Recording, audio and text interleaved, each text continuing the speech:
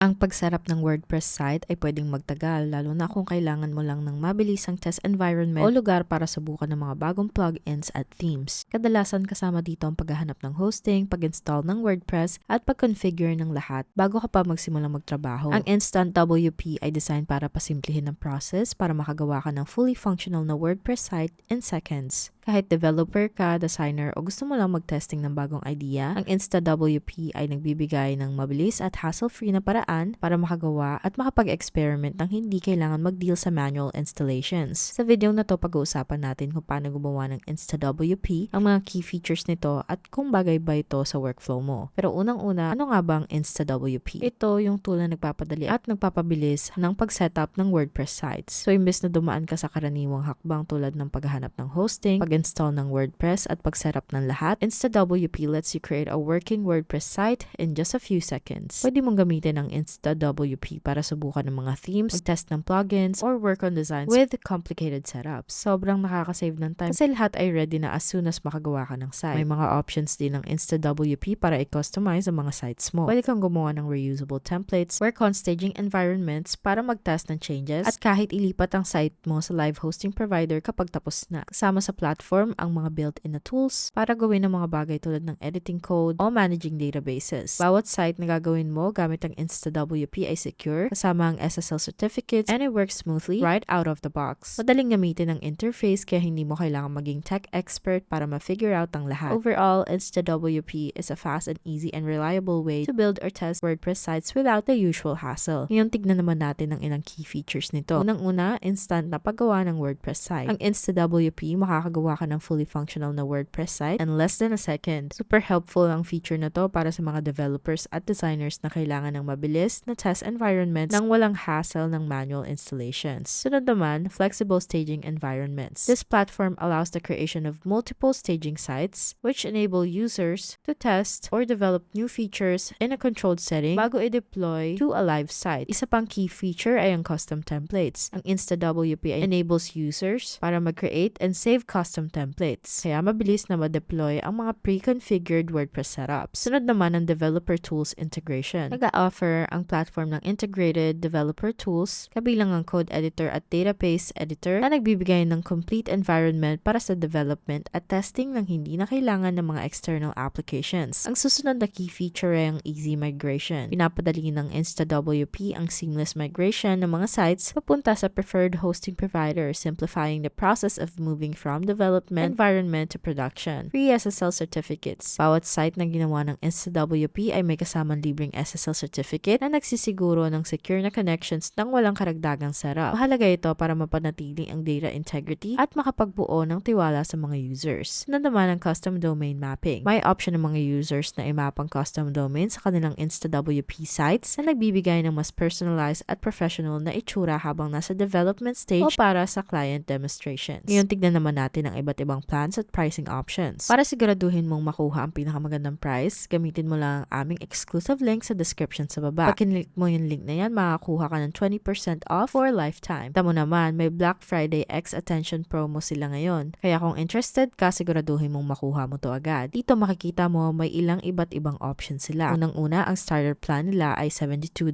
lang, billed yearly. Sa plan na to, makakuha ka ng 9 staging sites, 3 migrations a month, 5 templates, 5 gigabytes of disk space, and 300 events for two-way sync. Sunod naman ang professional plan na $152 billed yearly, usually $190.